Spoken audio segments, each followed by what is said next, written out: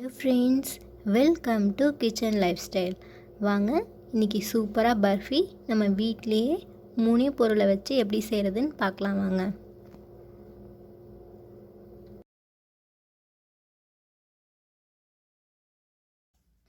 நான் 1 கப் அளவுக்கு மைதா மாவு எடுத்திருக்கேன். இதே அளவுக்கு சுகர் எடுத்திருக்கேன். இது ஒரு 3 டேபிள் ஸ்பூன் அளவுக்கு நெய் எடுத்திருக்கேன். 1 கப் மைதா மாவுக்கு 1/2 கப் அளவுக்கு தண்ணி எடுத்திருக்கேன். இந்த டியூட்டி ஃப்ரூட்டி வந்து ஆப்ஷனல், தேவைன்னா சேர்த்துக்கலாம், வேண்டானா விட்டுடலாம். கூடவே நெய் தடவைன ஒரு பாத்திரம் எடுத்துக்கோங்க. இப்போது எடுத்து வச்சுருந்த நெய்யை பேனில் சேர்த்துக்கலாம்.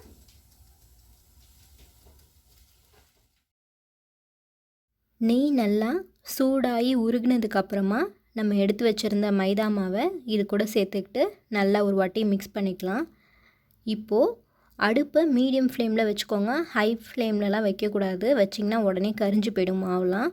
ஸோ மீடியம் ஃப்ளேமில் வச்சுட்டு ஒரு 2லேருந்து 3 நிமிஷம் அளவுக்கு நல்லா ஃப்ரை பண்ணிக்கலாம்.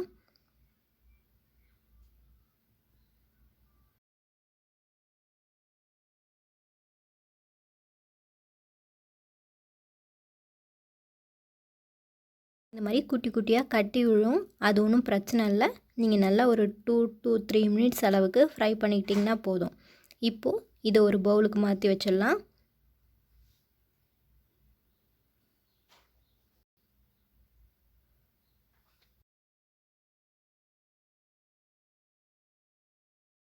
இப்போது அதே பேனில் 1 கப் அளவுக்கு சுகர் சேர்த்துக்கிட்டு 1/2 கப் அளவுக்கு தண்ணி சேர்த்து நல்லா ஒரு வாட்டி கலந்து விட்டுக்கலாம்.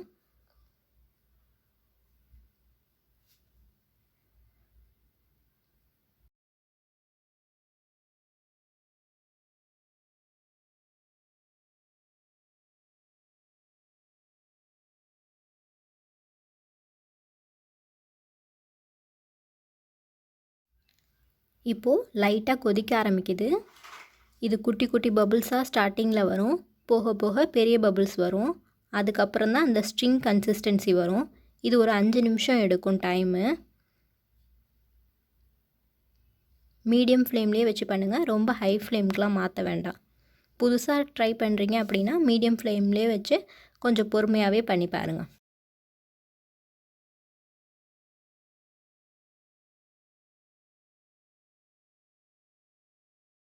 இப்போது 1 ஸ்ட்ரிங் கன்சிஸ்டன்சி வந்துருச்சு பாருங்கள். இப்போது என் 2 விரலுக்கு நடுவில் ஒரு நூல் மாதிரி வருது பாருங்கள். இதுதான் கரெக்டான பக்குவம். இப்போ என்ன பண்ணுறீங்க அப்படின்னா, ஃபஸ்ட்டு அடுப்பை இருக்கிறதுலே சிம்முக்கு வச்சுடுங்க. முடிஞ்சால் ஆஃப் பண்ணிக்கோங்க, அப்படி இல்லைன்னா சிம்க்கு வச்சுருங்க.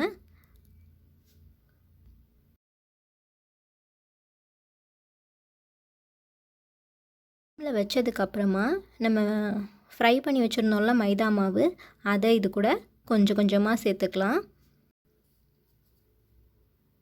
ஃபஸ்ட்டில் இந்த மாதிரி கட்டி கட்டியாக இருக்க தான் செய்யும். அதுக்கப்புறம் நம்ம நல்லா அந்த கட்டியெல்லாம் உடச்சி விட்டோன்னா ஒரு 5 நிமிஷத்துலேயே நல்லா ஸ்மூத்தான டெக்ஸ்சருக்கு வந்துடும்.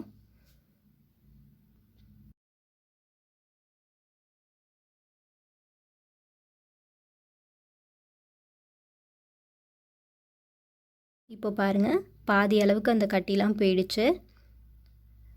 இந்த வீடியோ கொஞ்சம் லென்த்தாக தான் நான் எடுத்திருக்கேன். ஏன்னா ஃபஸ்ட் டைம் ஸ்வீட் பண்ணுறீங்க அப்படின்னா நான் டேரெக்டாக கட் பண்ணி காமிச்சேன் அப்படின்னா உங்களுக்கு புரியாது இல்லையா? அதுக்காக தான் நான் வந்து ஒரு சின்ன குழந்தை பார்த்தா கூட இந்த ஸ்வீட் செஞ்சு சாப்பிட்ற அளவுக்கு ரொம்ப ஈஸியாக எப்படி சொல்லணுமோ அப்படி தான் சொல்லியிருக்கேன். அதனால தான் கொஞ்சம் வீடியோ லென்த்தாக போயிருக்கோம். இப்போது பெரியவங்க பார்க்குறீங்க அப்படின்னா கொஞ்சம் உங்களுக்கு தெரியும். பட் சின்ன குழந்தைங்க அந்த மாதிரிலாம் பார்த்தாங்க, ஒரு 15 வயசில் பார்த்து ஒருத்தவங்க செய்கிறாங்க அப்படின்னா அவங்களுக்கு முன்ன பின்ன கிச்சனில் போயிருக்க மாட்டாங்களா? அதுக்கு தான் இவ்வளோ லென்த்தாக சொல்லிகிட்ருக்கேன். இப்போ பாருங்கள், உங்களுக்கு தெரியும்ல, நல்லா ஸ்மூத்தான டெக்ஸ்சருக்கு வந்துருச்சு. கட்டிலாம் எதுவுமே இல்லை. அப்படி 1 2 கட்டி இருந்ததுன்னா நல்லா உடச்சி விட்டுருங்க.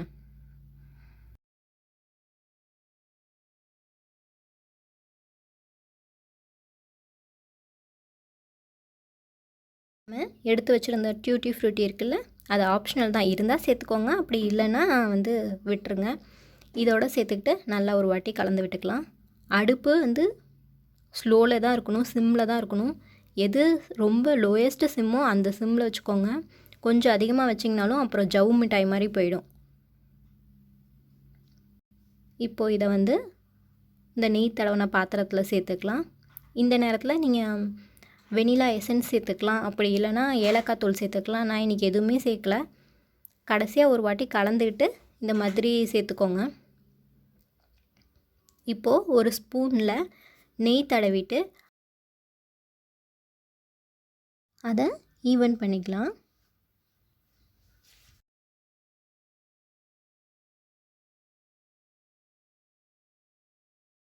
அவ்வளோதான். இது அப்படியே ரூம் டெம்பரேச்சருக்கு விட்டுறலாம். இது ஒரு அரை மணி நேரம் இப்படியே இருந்ததுன்னா இது சூடெல்லாம் ஆறிடும். அதுக்கப்புறமா இதை எடுத்து நம்ம பீஸ் போட்டுக்கலாம்.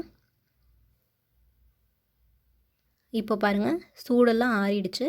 இப்போது சைட்ஸ் எல்லாம் ஒரு கத்தியை வச்சு ஒரு ஷார்ப்பான, அதாவது ஸ்பூனோட பின்பக்கம் இருந்தால் கூட ஓகே, அதை கூட எடுத்து நீங்கள் அந்த சைட்ஸ் எல்லாம் எடுத்து விட்டுருங்க.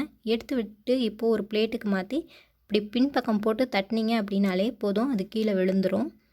இப்போது இதை வந்து ஷேப் போட்டுக்கலாம். நமக்கு எந்த ஷேப் விருப்பமான ஷேப்போ அந்த மாதிரி போட்டுக்கலாம். நான் இன்றைக்கி வந்து ஸ்கொயர் ஷேப்பில் தான் போடுறேன். உங்களுக்கு தேவைன்னா நீங்கள் டைமண்ட் ஷேப்பில் கூட கட்.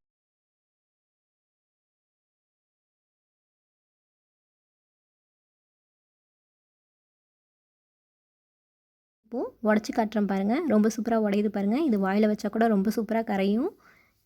இந்த ஸ்வீட் உங்களுக்கு பிடிச்சிருக்கும்னு நினைக்கிறேன். பிடிச்சிருந்தா லைக் பண்ணுங்கள், ஷேர் பண்ணுங்கள், கமெண்ட் பண்ணுங்கள். மறக்காமல் சப்ஸ்கிரைப் பண்ணிக்கோங்க. தேங்க்ஸ் ஃபார் வாட்சிங்.